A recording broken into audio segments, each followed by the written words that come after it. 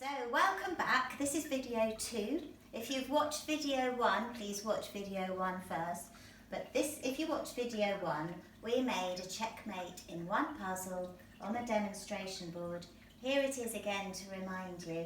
And we're going to find some way now of transferring it from my demo board, or your chessboard at home, onto a simple piece of paper, so that you have it actually on paper. You could post me the bit of paper. You could give your parent that piece of paper and say, can you solve it, mum or dad or grandparent? But equally, your parent could take a picture of it and email me that picture, or WhatsApp me the picture. So let's see how we're going to take our puzzle that we made in video 1 and put it on a piece of paper. We're going to get one plain piece of paper.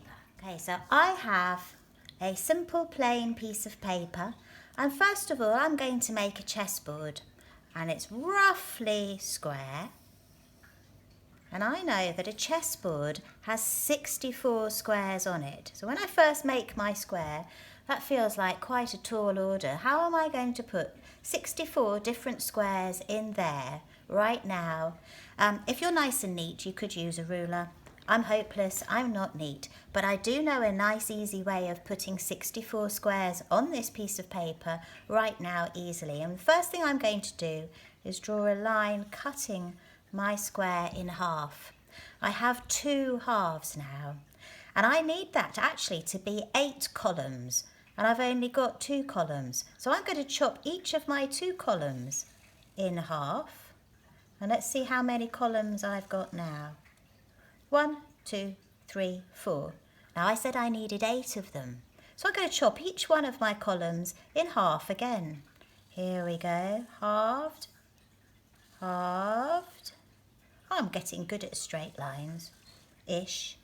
And halved. Like I say, you can use a ruler and it would look much better than mine. But let's see if I've actually got 8 columns. 1, 2, 3, 4, 5, 6, 7, 8. I have got 8 columns. Now I can tell you I need 8 rows. So I'm going to do all of that all over again, but sideways. First of all, I'm going to chop my square in half, giving me 2 rows. I'm going to chop each half into half again. That should give me 4 rows. 1, 2, 3, 4. And now if I chop each of those in half, I hope to get 8. So here we go. Halved, halved, halved, halved. I think my pen's running out. How annoying. But anyway, there we go. I should have 8. 1, 2, 3, 4, 5, 6, 7, 8.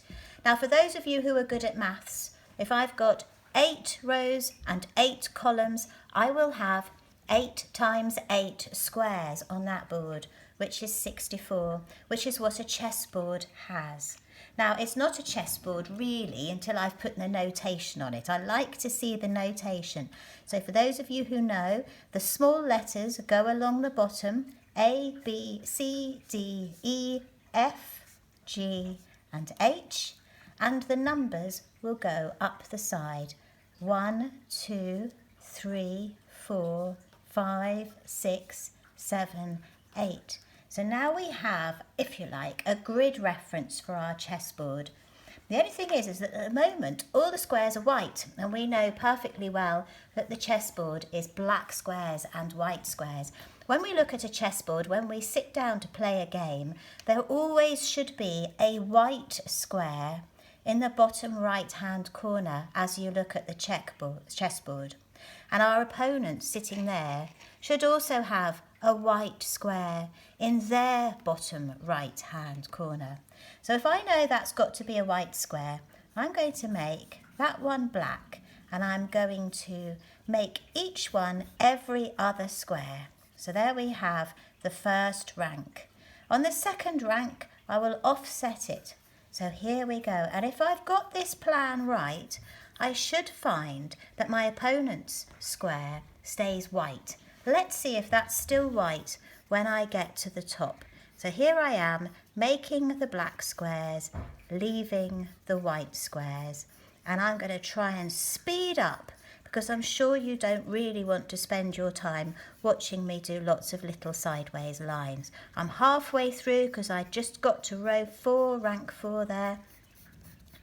I'm nearly there, and I'm wondering if that will stay white. Let's keep going and see, and I'm getting closer.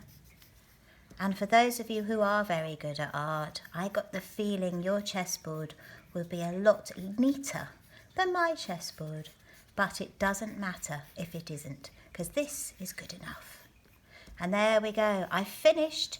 I wanted that one to stay a white square, and it is. So now I have a chessboard. And for those of you who know chess notation, I'm hoping all of you know chess notation. We know that a queen is given a nice capital Q. And we know a king is given a capital K. We know the rook is a capital R. A bishop is a capital B. A knight is not as important as the king, so I'm afraid he can't have his K.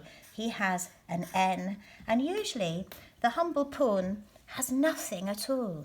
But we can't use nothing at all, otherwise we weren't going to be able to see what's on the chessboard. So on this occasion, just this once, I'm going to use a little P for pawn. And those are going to be my black colours. These are going to be my white colours. Now I know we're talking blue and green here, but I can't use black or white, otherwise we won't see anything. So I'm going to say that these are my black pieces, and these are my white pieces. And I'm going to put the checkmate in one puzzle that we made on video 1 onto this board now. So let's head back to my demonstration board, see where the pieces were. At the demonstration board, and here was the puzzle. So the black pieces are going to go onto my paper chessboard in blue. Where did we put those black pieces? There's 4 of them. So the king, first of all, is on E6. So I'm going to take my board, I'm going to use the blue pen, I'm going to use a K, and I find E6. And we'll pop the king on there. And I can see that there's a little pawn next to him, so I'll put a little P there, and I'm covering it up here, but the other 2 pieces are a rook on A8 and a little pawn on A7. So now I have the black pieces from my checkmate in one puzzle onto my piece of paper. I'm going to swap my pens over to green, which is white, and actually on the board here it's red. Getting a bit complicated, but these are the white pieces. I'll start with my king, and he's on E1. So here we have king on E1. Next to my king, there is a bishop. Above my king, there is a knight. Remember, knight has to have N. So over here on A3, we have a bishop, A3, bishop. We have a pawn on D4. So D4, a little P. And the final 2 pieces are the knight on E5 and the rook on H5. So we'll put a knight on E5 and we put a rook on H5. That is our checkmate in one puzzle. Can you remember the answer? If I can remind you from video 1, there were several checks, but there's only one checkmate, and the checkmate was to move this knight up to F4, saying check. So the answer to this puzzle is white to move. The answer, I write the word answer. The answer is capital N, F using little case, number 4, plus, plus. That will be the answer to this checkmate in one puzzle. And so if you make one for me at home, I'm hoping your piece of paper will look something like this, so that I can see who is black, who is white, and tell me the answer. And I'm going to see, is it correct? Was there more than one checkmate and you hadn't realised? Is there only one checkmate? Are there several checks?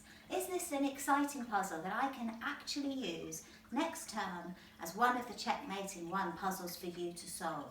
Will you have a go? Make it on your chessboard, transfer it to a piece of paper, ask your parent to get me a photo or that actual piece of paper to me, and let me see what I think. I'll be really proud of you if you can actually send me one, and you can be really proud of yourselves for achieving that. Thank you.